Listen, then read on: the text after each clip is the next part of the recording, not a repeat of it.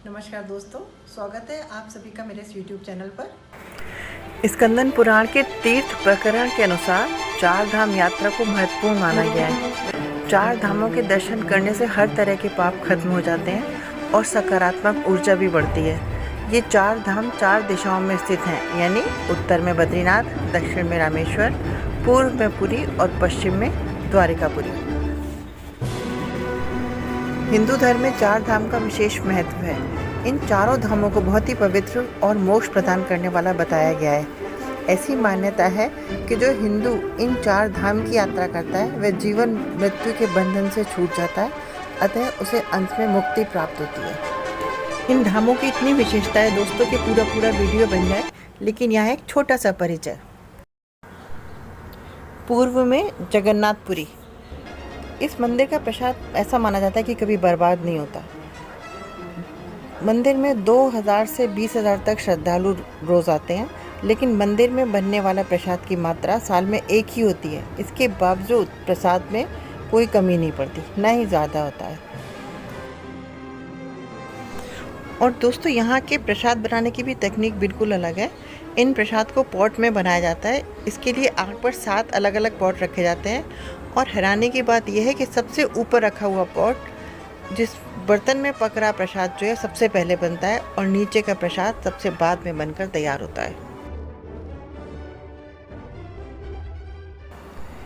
इसकी दूसरी विशेषता ये कि इस मंदिर का जो झंडा है बहुत अनोखा है। वो हमेशा हवा की दिशा के विपरीत उड़ता है। हवा जिस दिशा में बहती है, झंडा उसके विपरीत दिशा में उड़ता है।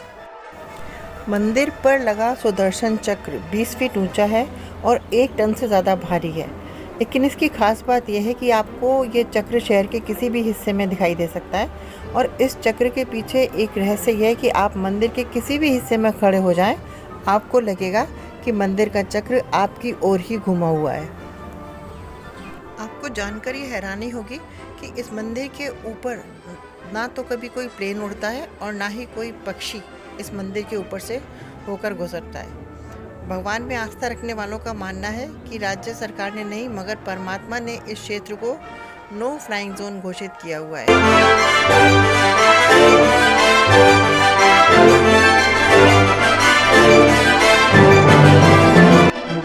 श्री कृष्ण की कर्मभूमि द्वारिका। श्री कृष्ण के पोते ने किया था मंदिर का निर्माण। मान्यता के अनुसार मंदिर का निर्माण भगवान श्री कृष्ण के पोते वज्रभ द्वारा किया गया था, और 15वीं और 16वीं सदी में मंदिर का विस्तार हुआ था। पुरातत्व विभाग के अनुसार बताया जाता है कि मंदिर करीब हजारों साल पुराना है। जगत मंदिर के नाम से जाने वाले ये द्वारकाधीश मंदिर 5 मंजिल इमारत का है और 72 स्तंभों द्वारा स्थापित किया गया है। मंदिर के ऊपर लगा ध्वज सूर्य और चंद्रमा के संकेतों को दर्शाता है।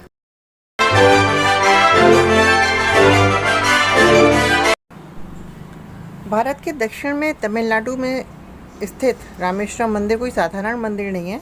धर्म और आस्था का सैलाब है यहाँ। कहा जाता है कि इस मंदिर में गंगा जल से प्रभु की पूजा करने से मन मांगी मुराद पूरी हो जाती है। साथ ही आस्था के साथ यहाँ के पवित्र जल में स्नान करने से गंभीर से गंभीर बीमारियाँ सही हो जाती हैं।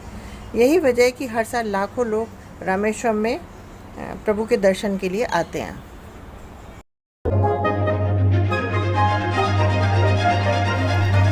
हिमालय की गोद में बसे चार धाम में बद्रीनाथ का सबसे अधिक महत्व है।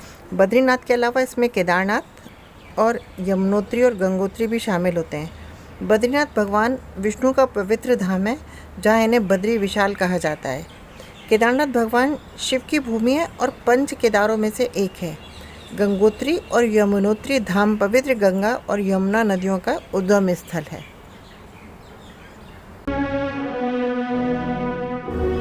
मान्यता है कि जो इन 4 धाम की यात्रा करता है वह जीवन मृत्यु के बंधन से छूट जाता है और उसे अंत में मुक्ति प्रदान होती है। धन्यवाद।